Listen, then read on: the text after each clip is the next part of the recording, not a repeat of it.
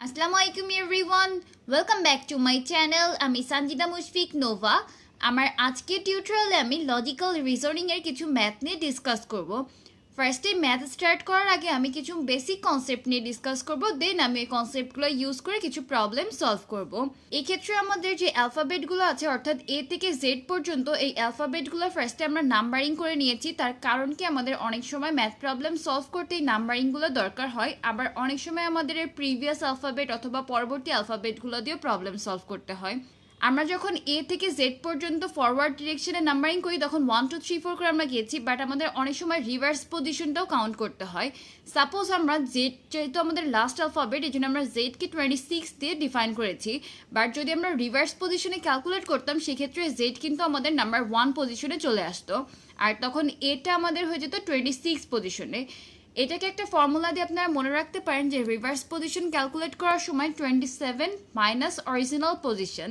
That means suppose আমরা যদি এক্ষেত্রে ডি এর পজিশনটা কাউন্ট করতে চাই তাহলে আমাদের 27 থেকে 4টা মাইনাস করতে হবে, কারণ এর অরিজিনাল পজিশন 4 আর 27 হচ্ছে প্রত্যেকটার ক্ষেত্রেই সেম। তাহলে 27 মাইনাস 4 করলে আমাদের থাকতো 23। সেক্ষেত্রে আমরা যদি এর থেকে ডি পর্যন্ত রিভার্সলি কাউন্ট করতে করতে যাই তাহলে আমাদের আসতো 26, 25, 24, 23। এই কনসেপ্টটা আমাদের অনেক সময় ম্যাথে দরকার হয়, অর্থাৎ আমরা যে ক্ষেত্রে ফরওয়ার্ড ডিরেকশনে ম্যাথটাকে ক্যালকুলেট করে মিলাতে পারি না সেক্ষেত্রে আমাদের রিভার্স পজিশনটাকেও কনসিডার করতে হয়। এখন আমি কিছু ম্যাথ প্রবলেম সলভ করব। অনেক সময় এক্সামে আমাদের এই টাইপের প্রবলেম দেওয়া থাকে যে in a certain code sick is written as THDJ, how is train written in that code. অর্থাৎ আমাদেরকে ফার্স্টে যে ফরম্যাটটা দেওয়া আছে ওই ফরম্যাটটা ফলো করে পরের যেই ওয়ার্ডটা দেওয়া আছে ওইটার কি কোড হবে সেটা আমাদেরকে লিখতে হবে।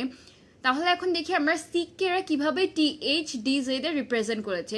এক্ষেত্রে এস এর পরে অ্যালফাবেটটা আসে টি, আবার আগের অ্যালফাবেটটা দ্যাট মিনস আর এক্সাক্ট প্রিভিয়াস অ্যালফাবেটটা হচ্ছে এইচ, সি এর পরে অ্যালফাবেটটা ডি, আবার কে এর আগের অ্যালফাবেট হচ্ছে জে। একবার ইমিডিয়েট নেক্সট অ্যালফাবেট, আরেকটার ক্ষেত্রে ইমিডিয়েট প্রিভিয়াস অ্যালফাবেট। তাহলে আমাদের ট্রেনের ক্ষেত্রেও এভাবেই কোডিংটা করতে হবে। ফার্স্টে যখন আমরা টি দিয়ে স্টার্ট করবো সেক্ষেত্রে টি এর পরে অ্যালফাবেটটা নিতে হবে, তাহলে আমাদের টি এর পরে আসবে হচ্ছে ইউ। আবার আর এর ক্ষেত্রে আর এর প্রিভিয়াস অ্যালফাবেটটা হলো কিউ, এর পরে আসবে বি, আই এর আগে আসবে এইচ, আবার এন এর পরেটা আসবে ও। তাহলে আমাদের ফাইনাল কোডটা হয়ে যাবে QQBHO। আমাদেরকে অলওয়েজ একটা জিনিস মাথায় রাখতে হবে যে আমাদের যেই কোডটা গিভেন থাকবে পরের কোডটাকেও আমাদের সেম প্রসেসে মেলাতে হবে। এবার আমরা পরবর্তী প্রবলেমটা নিয়ে ডিসকাস করব। সাপোজ আমাদের কোয়েশ্চেনে দেওয়া আছে if show is coded as 6500 then weight will be coded as 5400, 5300, 5000।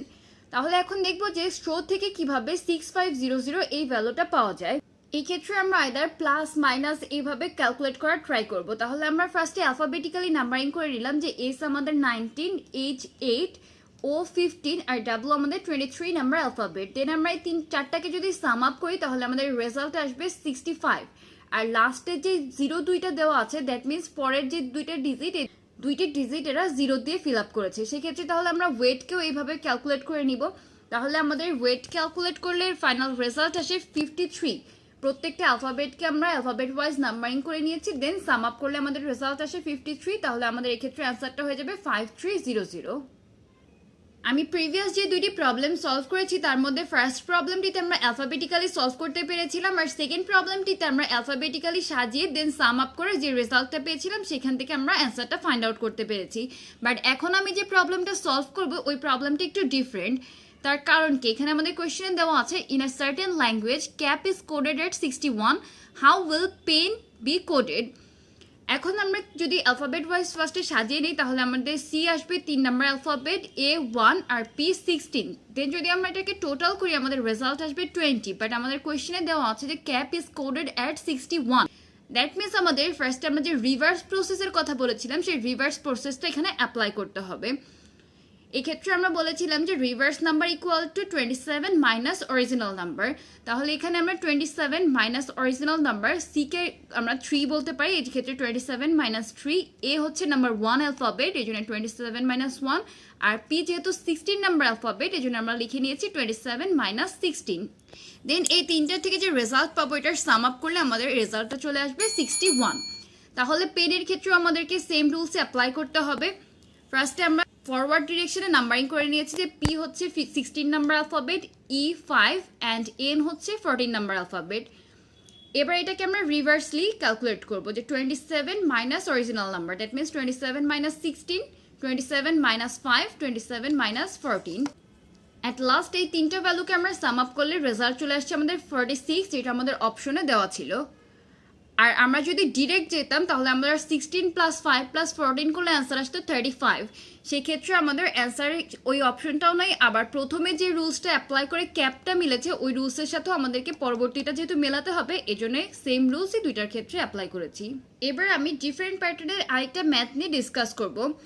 এর আগে যখন আমরা নাম্বার 1 ম্যাথটা সলভ করেছিলাম তখন আমরা আইদার পরের অ্যালফাবেটটা অথবা আগের অ্যালফাবেটটা নিয়ে একটা সিরিজ মেনটেন করে সলভ করতে পেরেছিলাম, বাট এই টাইপের প্রবলেমগুলো যেহেতু একটু লেন্দি, অনেকে মনে করে যে অনেক ডিফিকাল্ট, বাট এটা আসলে সবচেয়ে ইজি। তার কারণ কি, এখানে হচ্ছে কোনো রুলস ওইভাবে ফলো করে না যে পরের অ্যালফাবেটটা নিতে হবে বা আগের অ্যালফাবেটটা অথবা সাম করতে হবে, এইসব রুলস এখানে ফলো করা নেই।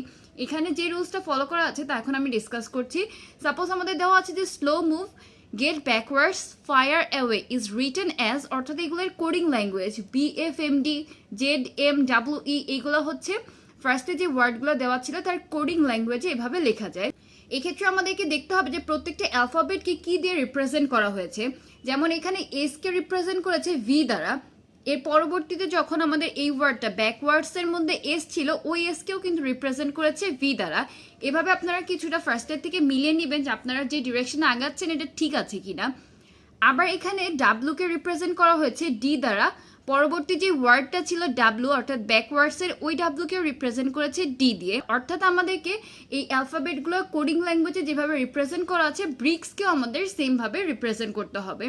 তাহলে এখন আমরা দেখি যে এখানে আমাদের বি কে লিখেছিল পি দিয়ে, দেন আর কে লেখা ছিল ও দ্বারা, আই কে রিপ্রেজেন্ট করা হয়েছে এইচ দিয়ে, সি কে রিপ্রেজেন্ট করা হয়েছে টি দিয়ে, কে কে রিপ্রেজেন্ট করা হয়েছে এল দ্বারা এবং এস কে রিপ্রেজেন্ট করা হচ্ছে ভি দ্বারা। তাহলে আমাদের ফাইনাল রেজাল্টটা চলে আসবে POHTLV, অর্থাৎ আমাদের সেকেন্ড যে অপশনটা আছে এটাই আমাদের রেজাল্ট POHTLV।